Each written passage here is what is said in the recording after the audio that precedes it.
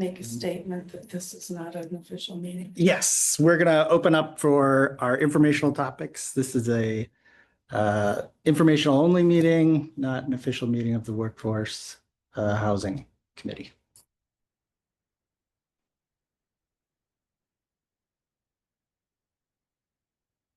Alrighty, so I invited, or the committee invited Becky Binns here today. Sun Prairie has recently undergone the same exercise that Middleton is currently undergoing with establishing an affordable housing fund and thinking through how to broach the topic of the housing crisis. They've been doing some really great work in Sun Prairie that I hope we can all learn from. So I asked her to particularly cover the work that they're doing and some of the lessons learned from the process of establishing the fund. So without any further ado, Becky, thank you for coming. Thanks for having me.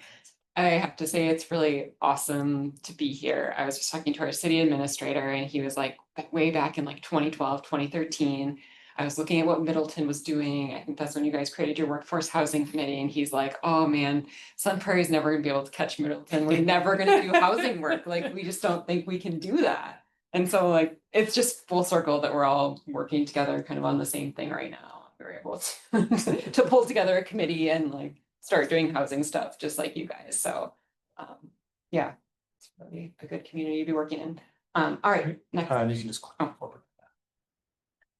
So before we jump into kind of what we're doing and where we've been over the past couple of months, I wanted to take a step back and go a few years back, just so you know kind of how Sun Prairie has gotten to where it is today. Like I said, we are behind Middleton. We did not start talking about housing until really like 2017, I would say, when we got our new Mayor Esser. That was one of his top 3 priorities. And that really kind of set the tone for that to bubble up to the surface in the community. And so in 2019, when we updated our comprehensive plan, housing was a big priority. That's one thread that really carries through. You know, Sun Prairie wants housing for all. We want to have mixed, healthy neighborhoods that have a mix of housing type at a variety of house price points just throughout the community. And then we had some recommendations about programs and policies, and one of the recommendations in there was to create an affordable housing fund. So that same year, our city updated the financial management plan, and that's where we started anticipating taking advantage of the TID extensions for affordable housing. And then the next year we did just that, created the Affordable Housing Fund with about $160,000 to just do a few things, kind of get our feet wet. After that, one of the recommendations, again from the comp plan, you'll notice it's a theme. We always go back to our plans like good planners do. The housing study was completed in 2022, and one of the recommendations in that was to hire a housing planner to actually do the housing work. We have a lot of talented staff who could do housing work and were trying to dabble in housing work, but just didn't have the time. So they hired a dedicated position to do just that. Another one of the recommendations was to create a housing committee. So the city created a housing committee in 2023, which I think has a similar makeup to what Middleton has, where you have some alders on it, some citizen representatives, and some representatives who represent like banks, nonprofits, realtors, just a variety of kind of housing expertise. And then in 2024, we got our feet wet a little more by doing a few housing initiatives. So we opened a satellite tenant resource center in Sun Prairie. We adopted a retaliation ordinance, and we began to draft the Affordable Housing Fund. So in the beginning, what I really spent my time doing with the housing committee was kind of laying the groundwork. Okay, these are what our plans say, what our policies are. Let's put them all together, take a look, see kind of what we're interested in, where we want to go, and rank them. So we started drafting the Affordable Housing Fund policy in 2024. 2025, we actually put the extension in front of council along with our Affordable Housing Fund policy. And that did not look like it was going to pass, but it did pass. So that was a big challenge and kind of a big relief when that actually did happen. And then later this fall, I'll be going back to council with a request for what programs we're going to fund that were within the Affordable Housing Fund policy in 2026 and different funding levels.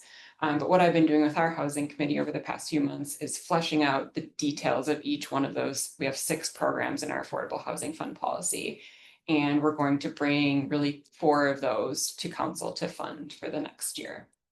And then we're hoping to start those programs in 2026 because we'll have our TID extension money. Okay, in 2026. Can I ask a question? Yeah. So 2022, you were hired, Mhm. and where did the creation of the fund in 2020, where did that $160,000 come from? It just kind of sat there, and so Scott Kugler was kind of leading the charge on housing stuff, and he just didn't have the time to do it. He's like, we're gonna do housing stuff, we're gonna. But put that was an together a plan." appropriation from council, not a. No, it was a TID closure. It was a TID closure. Yeah. Okay. But the city didn't do anything with it, but they did use part of it to fund, well, part of my salary, Mhm. in 2022. Is your salary still funded by the? Partially, so my salary comes from a couple different places. So it comes from the Affordable Housing Fund, it comes from a couple TIFs, and then it comes from general fund as well. Okay. And so Sun Prairie has to go out to referendum next year. And so we're gonna have to reevaluate that based on whether the referendum fails or passes. If it doesn't pass, then probably more of my salary is gonna come from the Affordable Housing Fund than it is right now. So what is the policy? It's a very high level document. What it does is just outline these buckets that the city can use funding for from the Affordable Housing Fund program. Different buckets that we have are housing support services. So this is housing case management. This is what kind of resource center falls, the retaliation ordinance, actually funding to administer that ordinance. Sunshine Place housing navigation, so all those kind of services in the community. And then we have a loan program for new affordable owner occupied or owner occupied housing, a loan program for new affordable renter occupied housing, housing rehab, and renter occupied, down payment assistance, and then housing staff and planning. So that's a portion of my salary. And then I budgeted funding to update our housing study in the future, as well as do like outreach activities during the year, community events. That housing support services, are you paying for, like, case managers are working for the city of Sun Prairie? We're contracting with them to provide the service, yeah. So just some lessons learned kind of going through that, all that like work up to actually do the housing projects. One of the biggest lessons learned is really get in front of council. I guess out of sight, out of mind is true. So I have been sending council emails like the annual housing report from Harvard, and just giving them some takeaways, inviting council to housing events like the regional housing strategy. Habitat for Humanity had a housing day, and that was a big like Dane County event. So meetings too. And I think another thing I've tried to do over the past couple of years is focus on what council cares about. So try and figure out if there are really hot button issues related to housing. So like I know for our council, seniors and then homeless students are 2 of the big ones. So I wanted to make sure that our programs really brought those 2 groups to the top, and we were addressing the needs within those 2 cohorts. And then just information about the housing crisis and the city's housing efforts. An interesting kind of funny thing about Sun Prairie is our city administrator doesn't like just presentation. Like he doesn't want us just going to council to present updates. So we had to get a little bit crafty. So one thing I did this year was I had a workshop with our housing committee and council, and I brought in a panel of housing experts to talk about housing. So it was a workshop. I'm pairing Olivia Perry coming to our council with, we're updating our TID guidelines. So there's an action that will be taken. It's not directly related to RHS, but there always has to want some kind of connection. So it's been a little tricky for me to find out how to get this information to council if I can't just present. And then, so going back to the policy that council adopted, it is really a very high level policy. I am very glad that we have it in place though, now that we've been talking about referendum. I've had a lot of council members and other staff be like, oh, can we use this funding to fund Sunshine Place's new building? Can we use this to fund our neighborhood navigators? Can we use this to raise properties? We have a plan. We have these 6 buckets that we're going to spend it on, like the Sunshine Place building. Sure, they do some housing work. We'll fund some of the housing work we already do, but we're not going to fund an entire new building for Sunshine Place. So that's gotten really important, especially now that we're up against referendum. And originally I was planning to share all the details for all the programs. We had a lot of them worked out in housing committee, but council was getting bogged down in the details. That was very clear when I went to them last year to pilot a program. So I'm very glad that we did not have too many details in those programs, because they wanted to know, like, interest rates, is this going to be a lottery system? We would have been there all night. Before we fully got to those programs, I wanted to have them at least agree to the different buckets before we like created applications and like financing guidelines, because that is a lot of work. So one of the cons to that was council members saying, well, this is just too general. We really want all the details. And the thing that we kept reminding them was, you're in the driver's seat. I'm going to come to you next year and recommend that we fund these 3 or 4 different projects. So ultimately, you're still deciding which projects we're funding, and you're also still deciding. So you're still in control.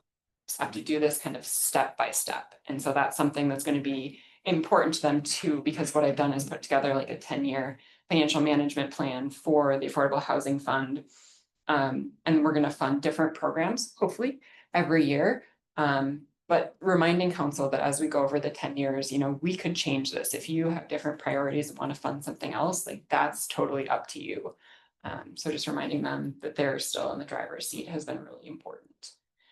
Community education about the housing fund. So because we're up against referendum, and our school district has put out multiple referendum in the past 10 years, there was just a lot of concern about, where is this money coming from? Can we use this money to, close our budget deficit? Are we taking money away from the school? So a little bit of education about where the TID extension actually comes from, and just TIF in general, like this. The extensions had a lot of questions bubble up about, like, how are we using TIF as a municipality? Is this actually a good tool? Like, it went places I didn't think it was going to go. So I think the community education piece is important. And related to that, we also have a community housing coalition that does some advocacy work. And we talk at housing committee, when these things come before council, I need you to show up and advocate. And a few of them have, which has, I think, been really helpful. So that's been another important piece. Can I ask, did that housing coalition, does it predate this work, or did they recently form? Where did they come about? So the city had something in 2020, but it lasted for a couple months, and then COVID happened. It fell apart. So when I was hired, one of the recommendations was in the housing study was to create a housing coalition. So I got together with our partners at Sunshine Place, the school district, local businesses, and said, hey, this is something the city's interested in. Might you be interested too? Because it's something that affects all of you. And so we got together and kind of put together a charter for the group, and it's grown since then. We just elected like our president, vice president, secretary, and treasurer, which is kind of a cool moment. So that's been a great piece of education, I think, and connection to the city, to get city information out and like have residents ask questions about, like, one of the things that came up is, oh, rents are so high. Why can't we just do rent control? Well, there's a state statute that prohibits us from doing that. So just things like that come up, and then there's like, oh, that's really frustrating. Like, so what actually can we do? And so then we have discussions about kind of what are the city's tools, which is good. That's one of my favorite things I've done too, housing coalition. I'm sorry, it looks a little weird. Now to talk a little bit more about our policy and kind of what's in it. So how I frame this with our housing committee is, again, taking a step back and looking at, okay, what are the challenges truly restricting housing supply? So there's land availability. The city has a little bit of control over that. We could land bank.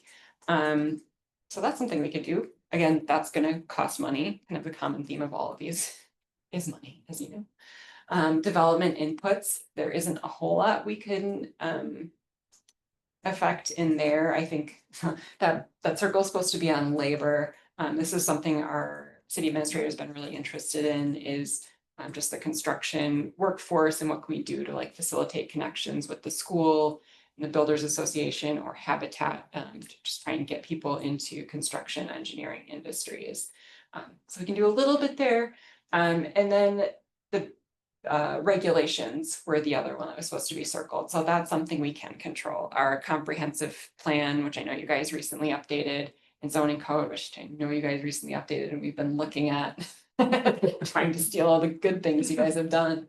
So that's a big one that the city can impact. And then opposition based on misconceptions. So again, that just community outreach about what the facts are, and you know, what housing does to a community and what it does not do to a community. And yeah, money is kind of the common thing here. So all of our initiatives are also tied to our housing goals. All these housing goals are really high level, and they came from our housing study from 2022. And each year I do kind of a housing snapshot of all the housing things the city has done and make sure I tie that back to the goals we had, just to kind of bring that full circle of, yes, we're doing kind of the things we set out to do. So our strategy, Sun Prairie's housing strategy, I put it into 3 different buckets with associated strategies. So the first is really supply. What can we do to affect supply? So we can update our comprehensive plan. We did that in 2019. Hopefully we'll do that again in the next year or 2, and then rewrite the rules on how property can and cannot be used. So our zoning codes, we're doing that right now. So we're checking those boxes. I guess that's really the long game, is that supply building. So there's also a short term too, and that's the stability piece. So that's the other piece that I think is really critical, is getting supportive programs that help people find and stay in safe and stable housing. So this is where our supportive organizations like Sunshine Place, Tenant Resource Center, Home Buyers Roundtable, that's not financial, but I'm a part of that group, I participate in that group, and then making updates to our code.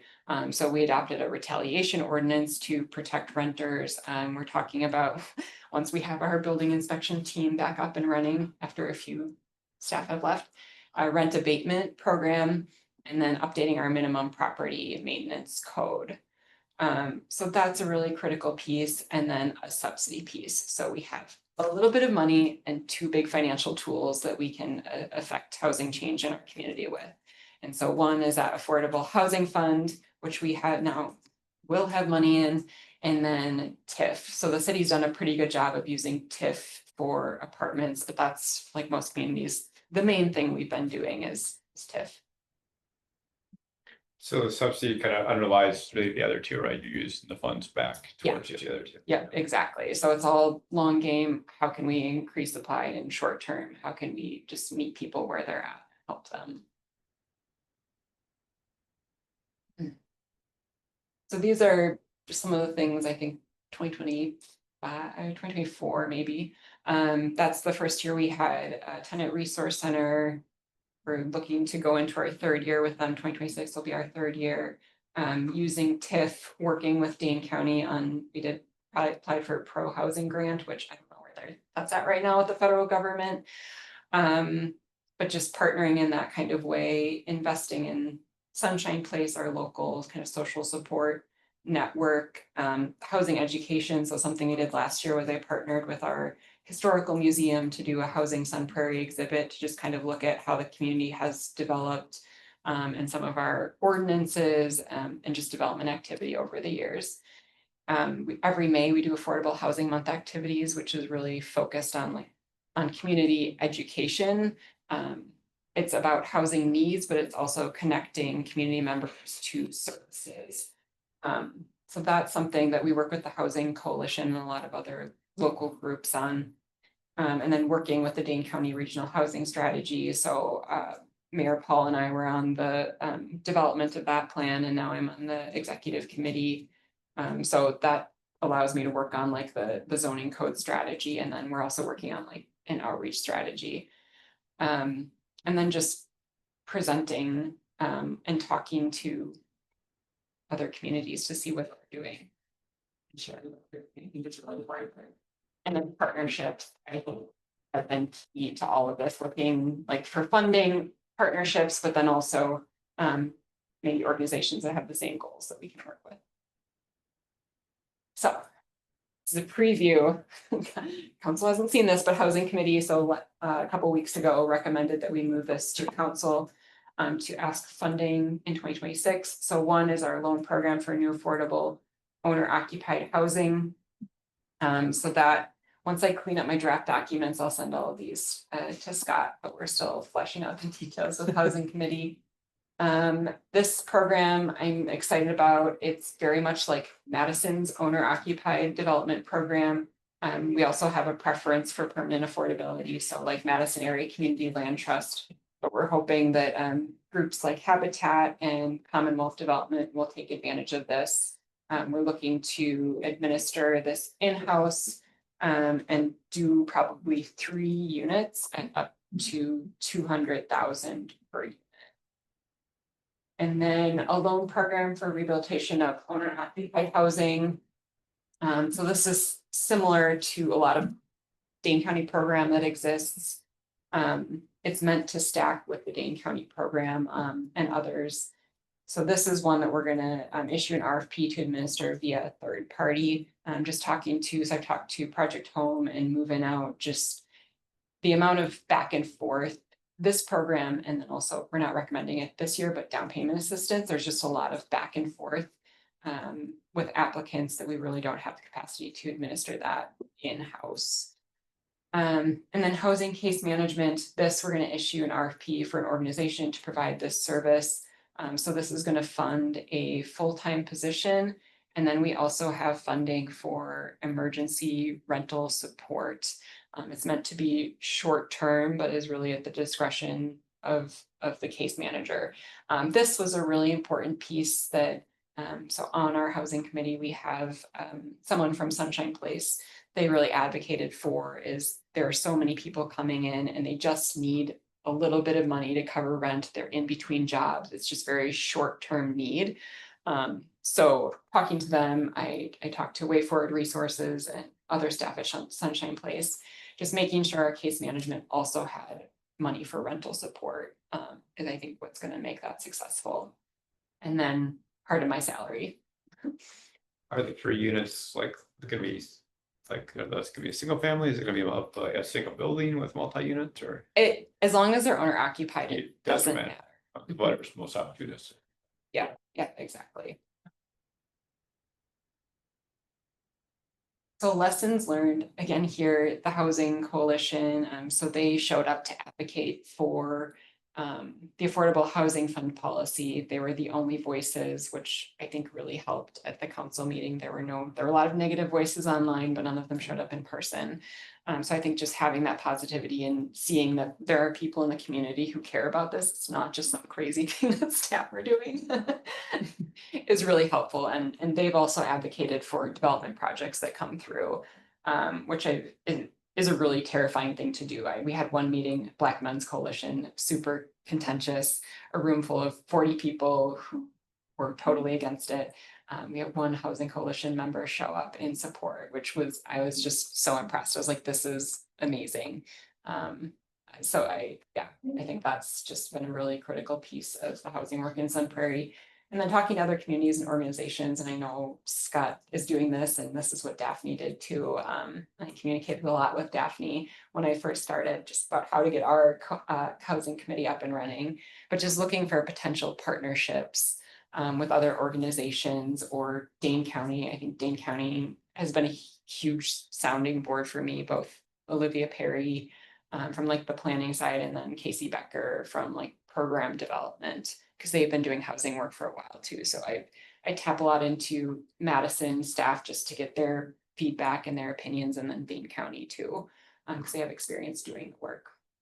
And like I said, we want to learn from the work that's already been done. I mean, maybe we can get real crazy and do something really different one day, but these are the first programs I want to make sure that they're meeting a need and that they're successful for our community.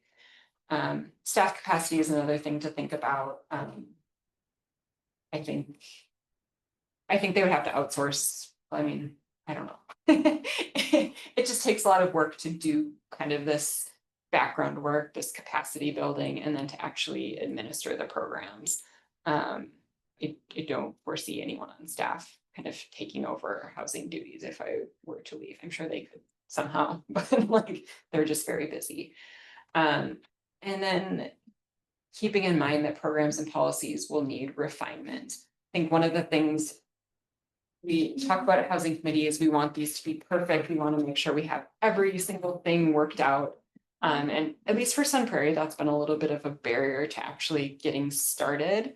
But we're going into this knowing that we're going to have to refine all these programs and policies. Like, just because we don't feel like they're 100% perfect doesn't mean we shouldn't do them. They're as good as we think they can be. So I think that's been a little bit hard for a city administrator and council.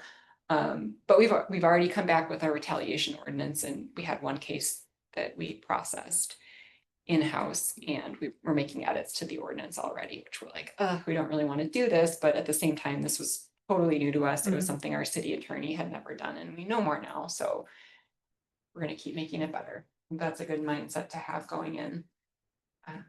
That's all I have. Does anyone have any thoughts, questions? Does Sun Prairie have a community development authority? We do. Yeah. They don't do any housing, Okay. which is a little odd. But yeah.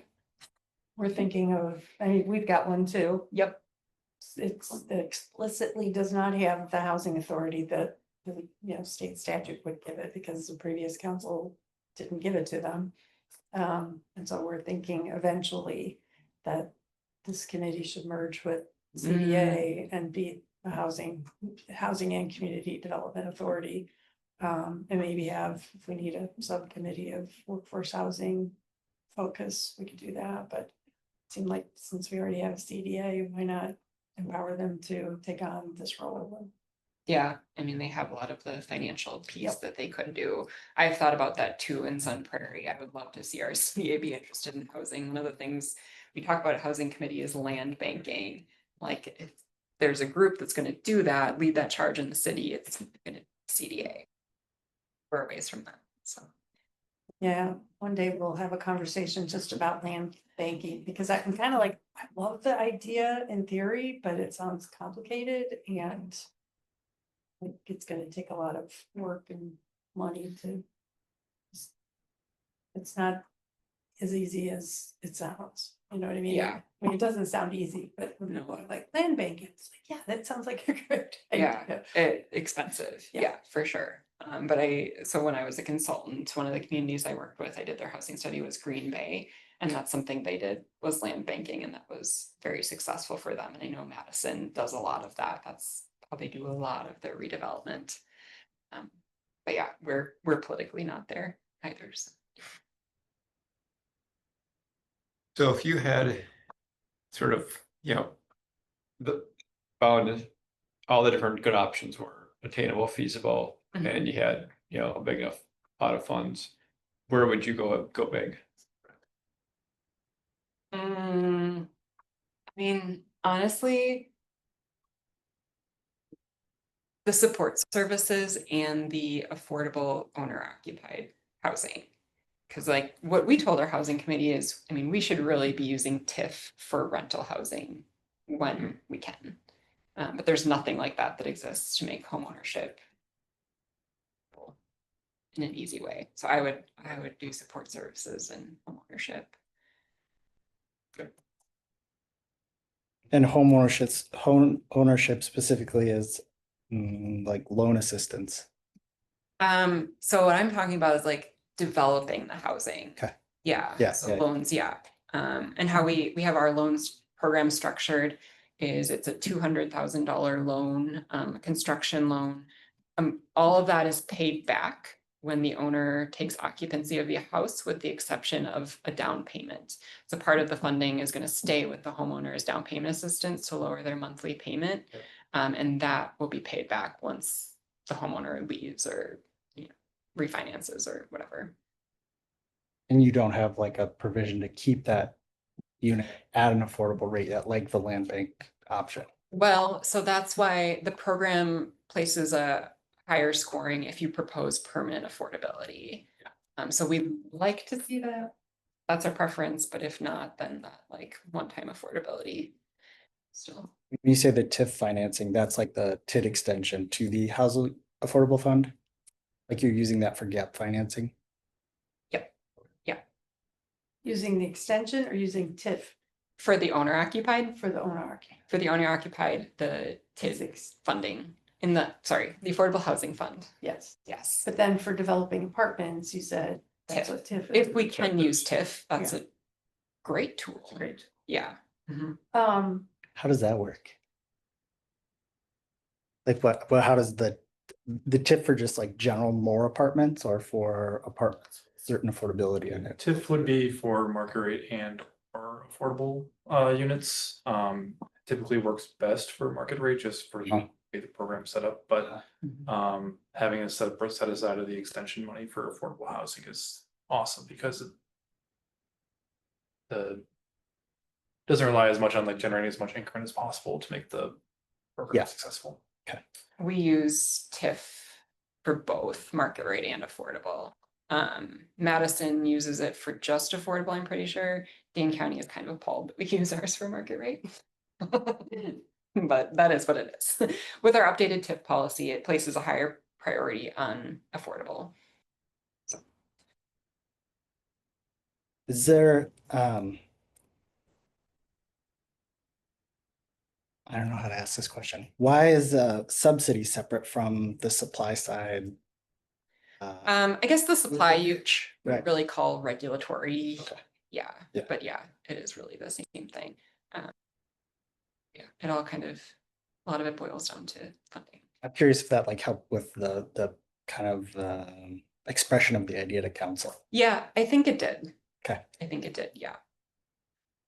I think it helped to have kind of a long term and then a short term, which was the like more immediate assistance, the support services. Because I think a challenge with housing work is it takes a really long time for it to come to fruition. And our council members turn over every 2 years. So you Yes. wanna like be doing stuff. So I'm like, well, we can be doing like short-term stuff, but then also like we gotta do the long-term stuff too. So I think that was part of it, part of the strategy. Do you have, so you mentioned seniors and homeless students were council's big concerns. What is your low-income senior program? What are you doing to benefit seniors specifically? And do you have a senior center in? We do, yeah. So the two places are the supportive services. So with the housing case management, we're only going to allow referrals from the school district McKinney-Vento coordinator, the homeless services coordinator essentially, and then our senior center, their case manager, because she is overloaded. So that, and then our owner occupied rehab program allows accessibility updates to a home. Yeah. And do you have any partnerships with employers on employer assisted housing? Or is that something you want to pursue? We want to pursue. Okay. Yeah. Sun Prairie doesn't have a lot of big businesses, so that's been kind of a struggle. What about your school district? Is that a partnership? I know they're helping with the coalition, but I was just talking with somebody who was saying, oh, in Hawaii, the state actually gives funding to help build certain units of housing for, or like earmark units of housing in a new development for teachers specifically to give them a chance to get out, get settled, think about where they want to live and stay. Yeah, so the school district relationship is something we're working on. It's honestly not great. So when I was a consultant, most of the communities I work with, the school district was right there. You know, like administrator or they're assigned, we're part of the housing work. In Sun Prairie, there's just a lot of tension. Relationships aren't great. So there's a lot of blame on the city for the housing problems. Yeah, so that's something we need to work on. I'd love to see them more involved in businesses as well, even some of the outlying businesses that are in American Parkway, which is not technically Sun Prairie, it's Madison, but like AmFam's over there, UW, and a lot of their employees live in Sun Prairie. So we've had conversations with them, but there's no program or partnership officially. Okay. Yeah, I always point to Sheboygan Falls, the Mhm. Founder's Point Yeah. as an example. Like, I just find it mind blowing Yeah. that companies that don't even have a presence in Sheboygan Yep. Falls were willing to pony up the dough to put something together because their employees Yep. can Yeah. live there. Well, I mean, so Dane County has the Dane Workforce Fund, which is 10 large businesses. A lot of them are banks and they'll fund housing anywhere, but it's the same kind of idea. Is we want workforce housing for our employees. We don't Mhm. care where it is in Dane County.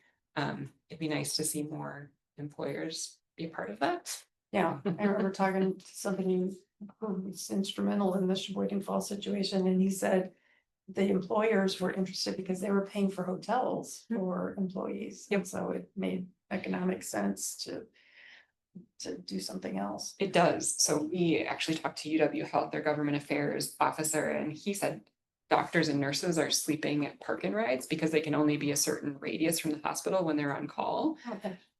Yeah. But he's like, we can't like give money to communities. I don't. Okay. What about energy efficiency upgrades and things like that? Because one of the things we've talked Mhm. about is trying to like overlay on top of whatever our affordable housing program is, Mhm. an emphasis on affordable living, not just affordable housing. And so that would include things and also meeting our other city goals. Yes. So we have the same kind of thing. We have a sustainability coordinator, like much like you guys do. And so I worked with her when I developed the program criteria for the renter occupied housing, the loan program for development, and similarly the loan program for development of new owner occupied housing, to make sure that in that scoring criteria, we listed different programs or certifications that we wanted that we would give points for on the application. So that's one way. We can also use the rehab monies for retrofits.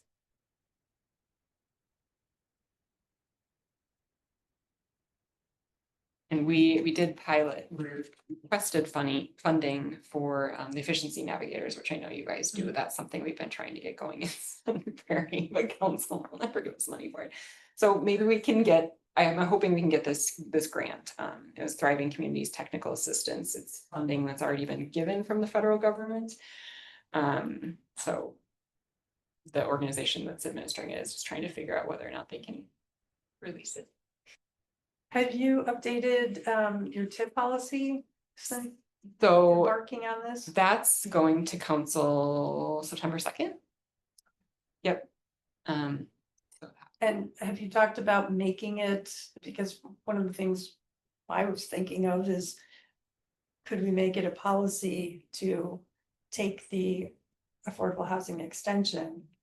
Unless council explicitly says, no, we're not going to. Like, we went through a lot Yeah, to make sure that council would approve this first ever for us extension. Yeah. And I was kind of like, this should be the this should default. just be the default, yeah, unless council acts to say, no, not this time, for our next TID that closes.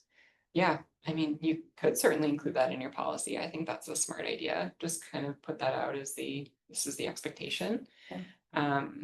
I think, I don't know when it takes effect, but with the new TIF law, you have to make that ruling at the beginning, whether or not you're gonna hold it open for a year. You have to decide when the TID's created now. Oh, okay. I don't know when that starts. You don't I'm think? trying to remember that specific provision, but yeah, I think that'd be something that we would draft into any project plan.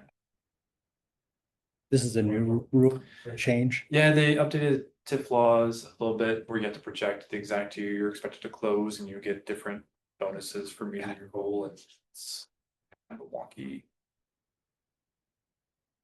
legislature. You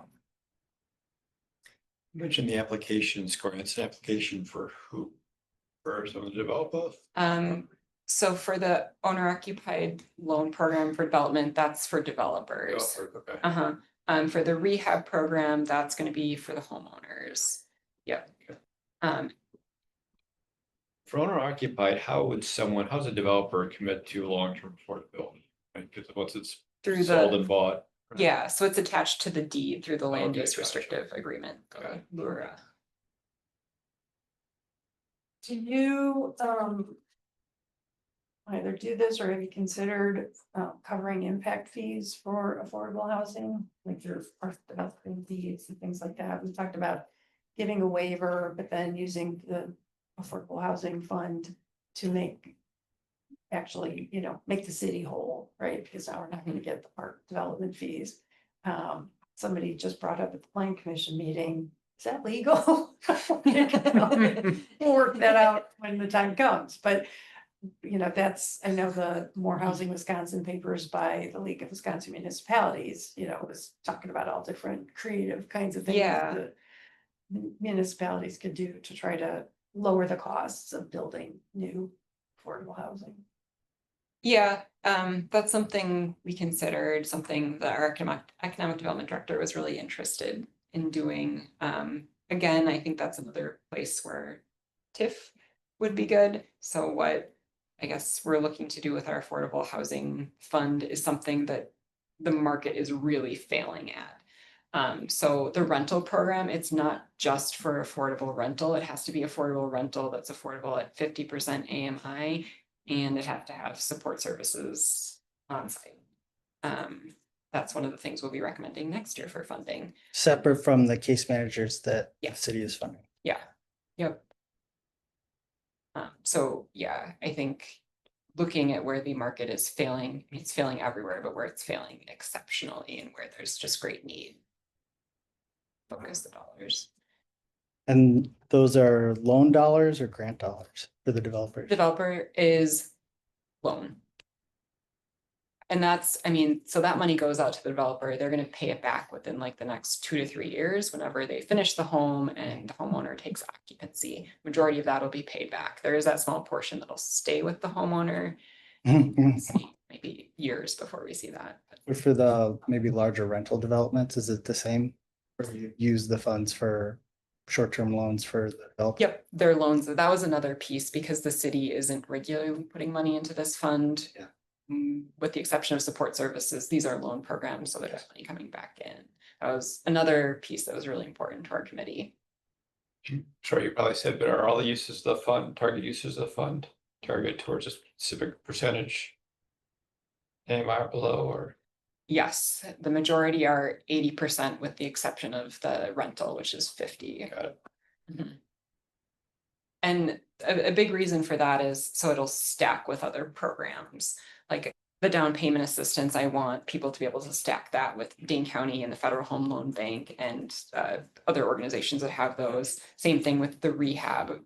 That's just kind of the federal is like the 80%, what a lot of CDBG and home, what those requirements are. Gotcha.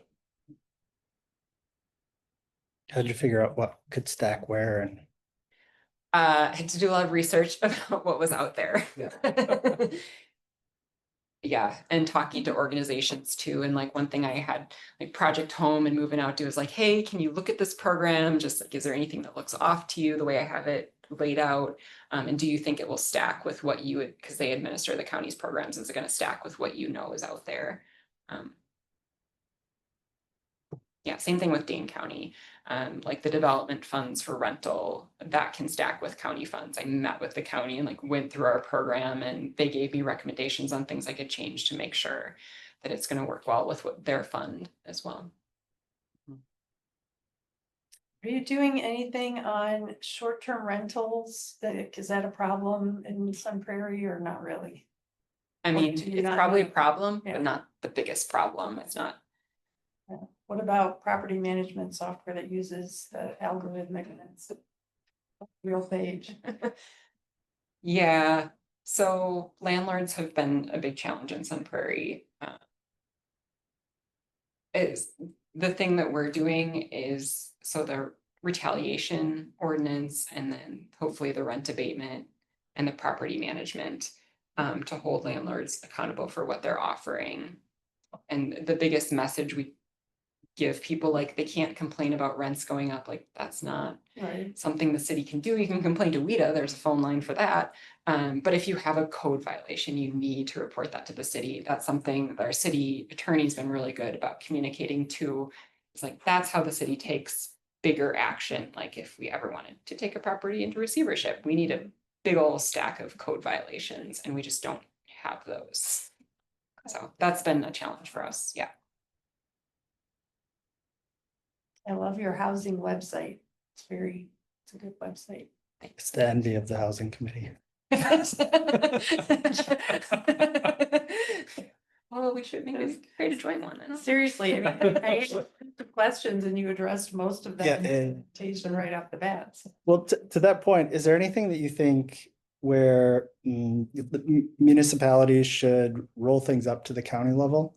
Instead of having to, I say, it's fine to recreate the wheel, it's not fine to reinvent the wheel. We already have a wheel, so remake it, make a new wheel, so everybody has wheels. But it seems like with some of these programs, the cities may be trying to reinvent the same thing, and where can we just recreate Yeah, the best thing? yeah. I mean, I think if the county would partner with us on some of these programs. I know, yeah. I mean, they're a great partner, and I wish they could be even more of a partner. Mhm. So I think they have a lot of expertise, and they've been doing a lot of these things for a long time. Mhm. I'd love to see more of that. I would have loved it if the county had a thing on their website where you could go, so you've decided to create an affordable housing program, you could be like, what are your Yeah. interests? I'm interested in these things, and then we want to do this, and this is the money we have. And it would spit out the menu of options that sound like they could work for you.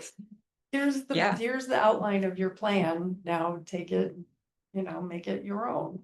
I didn't fill in the blanks. That would be awesome. Maybe that's the next best practices guide, Yeah. especially for communities that don't have housing committees, because not Right. everyone wants to create a new committee. I know I did McFarland's housing study too, and that was like, create a housing committee, and they're like, no. Yeah. We're not doing that. I know you had, you jointly staffed a renter resource with the county? The Tenant Resource Center. Yeah, Yeah, yeah. So that was interesting how that came about. So that was just kind of right after I started, and Casey Becker's like, she reached out, she's like, oh, like, I know you're new, like some of our staff are new, let's just chat. And so we just talked about kind of the things we were doing, and we're like, we're interested in expanding. We'd love to help Tenant Resource Center expand, because we found out that was something they were interested in too. And Dade County's like, well, we could partner with you on it. Okay, yes. Maybe this could actually work then. So that's been good. I think it's been a little bit of a challenge because the county hasn't increased their funding level.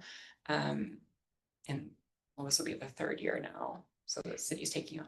And where is that expansion? Is it located in City Hall or is it located at the Sun? It's at Sunshine Place. So in our MOU that we have with Dane County, the city is responsible for finding a home for TRC. So if they weren't able to be at Sunshine Place, we would find a new location for them. But I think that really is the best place for them. And that's where I'm hoping our housing case management will live as well, because that's just such a known and trusted entity in Sun Prairie. And that's where people go to get resources, and they trust the people there.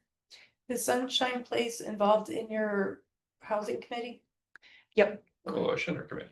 The committee Both. is. Both. Mhm.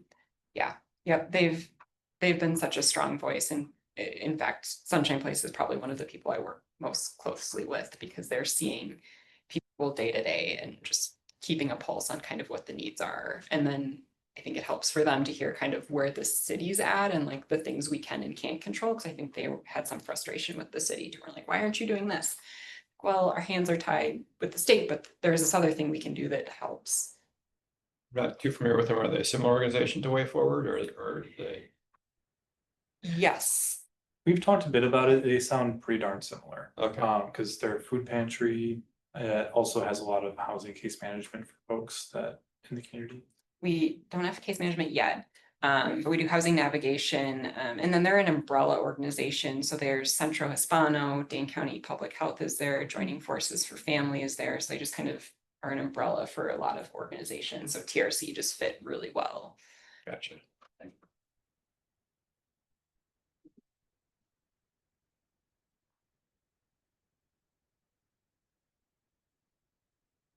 Well, thank you. Yeah. Thank All you. I had to. Jeremy had Jeremy. the- Yeah. Jeremy, any questions? No questions from me. Thank you. All right. Daphne, any questions? Okay. All right. Wow, this has been great. Yes. Thank Yeah. you. I'm glad We'll it's have more recorded. conversation. I need to learn Thanks. from what you guys are doing too. Like we're very much at the beginning as well. So So much for All stopping right. down. Yeah. it's nice to meet you all. You too. Thank you. so Good much. luck. Thanks. For